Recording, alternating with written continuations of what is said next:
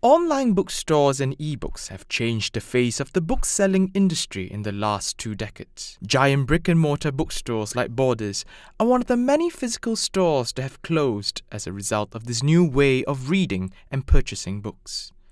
There is, however, one store that seems to have withstood the wrath of this new trend.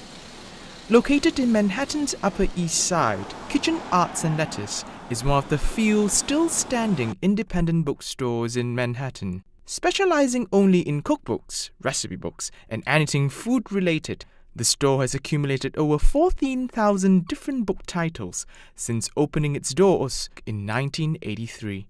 Matt Sartwell has been the managing partner at Kitchen Arts and Letters for the last 20 years. We import books from all over the world.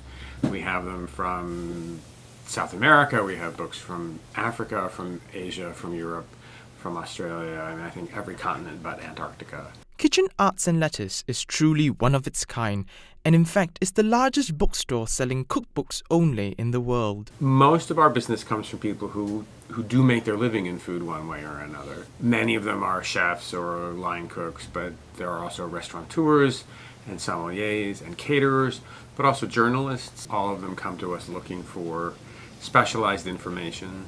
But how does this 2-store-wide bookstore stay competitive in today's digital world? We're specialists. It allows us to devote our attention to a narrower field of focus and I think do a better job in that.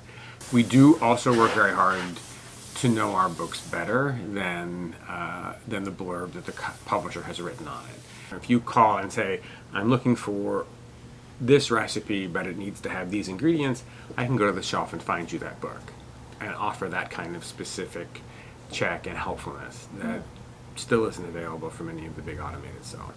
There are all kinds of places that have vigorous and interesting publishing cultures, and we try to tap into that.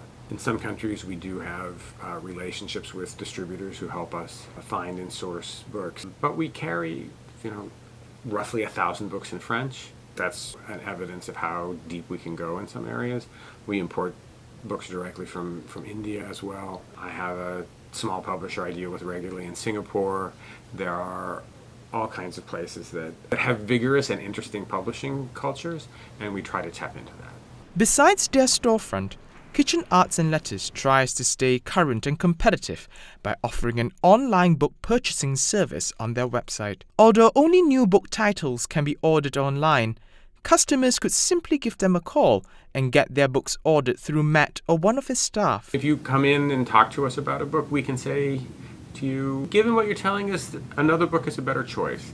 We are still offering human interaction. All our customer service is handled by one of about 3 people here. If you call during business hours, you're going to be able to speak to a human being. And I don't think we charge anything horrible to make that happen. Every month, Kitchen Arts and Letters releases their monthly newsletters to customers, detailing new books and any events like book signing sessions. We do a series of readings and talks where authors of recent books come in and meet people who have come to the event and sign their books, and we sell the books there. Kitchen Arts and Letters is one of the last few standing physical bookstores here in Manhattan. This bookstore seems to be here to stay and strongly taking on its digital competitors.